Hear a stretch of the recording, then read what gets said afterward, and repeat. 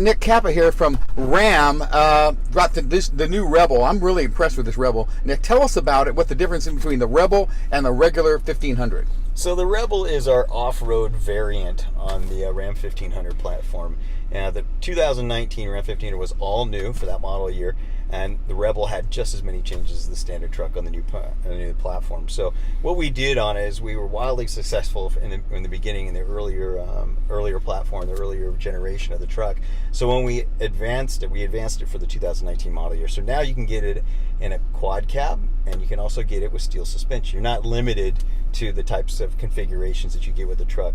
Also, you can get it with a V6 or a V8 with e-torque or without e-torque on the V8. Okay. So it's a mild hybrid as well, so you get the better fuel economy. But let's talk about some of the off-road features. Well, one thing I noticed right away just getting in it, it's taller than all the other vehicles. Well, part of that is because this particular Ram Rebel has air suspension, and I have it jacked up. Okay. So there's actually one more setting to rise it another ½ inch or so I can get a factory lift kit just by the push of a button.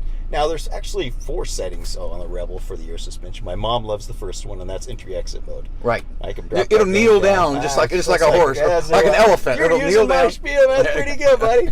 But yeah, she loves it because she get in and out of the truck, and normally I bring these big trucks home, especially heavy duties, and the Rebel with the air suspension, she really likes that.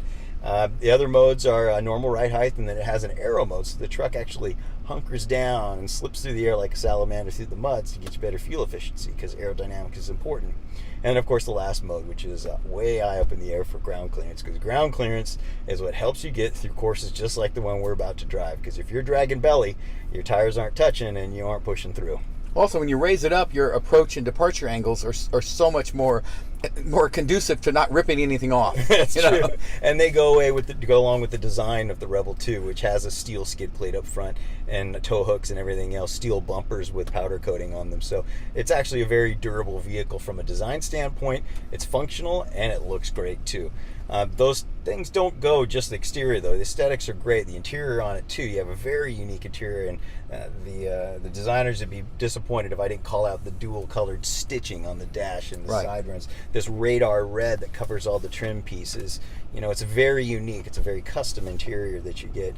And also you have that 8-speed transmission, and that has the shifter knob there with the off-road goodies underneath it, but that leaves that very valuable real estate right there in the center console open, so you don't have a shifter here. And there's 12 different configurations. As I move this upper slider back and forth, you can pull forward the cup holders or pull them back and have enough room in there for a small package, a purse. A lot of people have been using their cameras in there, and leave it to Ram to have a place to put your phone. One of my people that ride into the show and things like that, it is one of their favorite features, because it's got a place right here you can have the charging cable connected to it still.